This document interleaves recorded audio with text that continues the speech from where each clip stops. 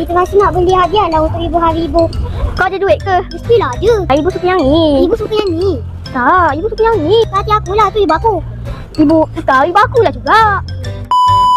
Wah, kita nak pergi Ningso ke ibu? Nak beli mainan Kali ni bukan beli mainan korang. Korang tak ni? Selamat Hari Guru. Maknanya nanti ibu nak korang cari barang-barang yang sangat sesuai. Korang nak bagi hadiah untuk guru-guru. Lagi satu bukan hari guru saja tau, tapi ada hari ibu ayah. Kalau korang nak cari kat dalam pun masih ada.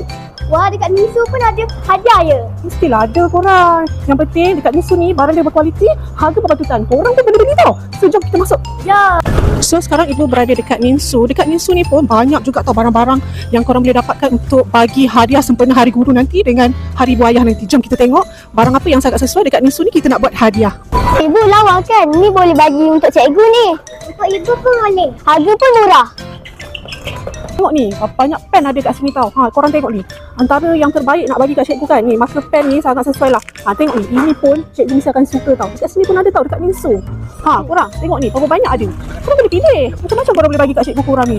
Ni memang alat tulis ni memang cikgu-cikgu korang akan suka lah kalau dapat daripada korang tau. Guru-guru mesti akan suka dengan A4 papers. Nanti ibu ada survey tau dengan guru-guru. Kalau dapat hadiah pada anak murid kan. Diorang ni suka yang macam mana. Diorang kata A4 paper ni sangat-sangat penting Diorang suka sangat kalau dapat A4 paper daripada student-student diorang.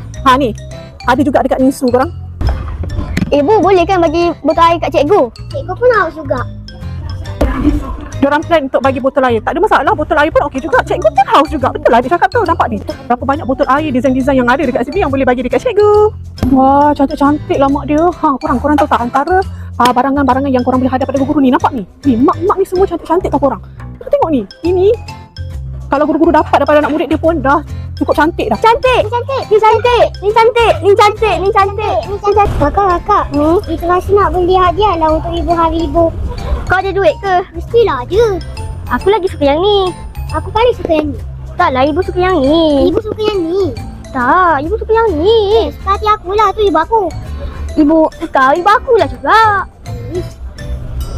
Hai, apa gaduh-gaduh ni? Pasal belanja pun korang nak gaduh ke? Tak kisahlah korang nak bagi yang ni ke, korang bagikan ni ke, tak kisah. Yang penting korang ikhlas nak bagi apa dekat ibu dengan ayah. Macam belanja ni memanglah ibu suka. Yang penting apa? Kita tahu mak kita suka apa. Macam ibu pun suka belanja kalau korang nak bagi belanja sekalipun. Yang penting apa? Ikhlas.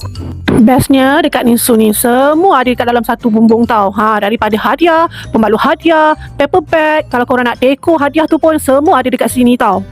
Nah, korang tengok berapa banyak pilihan hadiah kan, boleh rambang mata kan. So lagi senang lah, lagi mudah lah korang boleh buat pilihan nak bagi apa hadiah nanti Hari Guru dengan Hari Ibu Ayah nanti.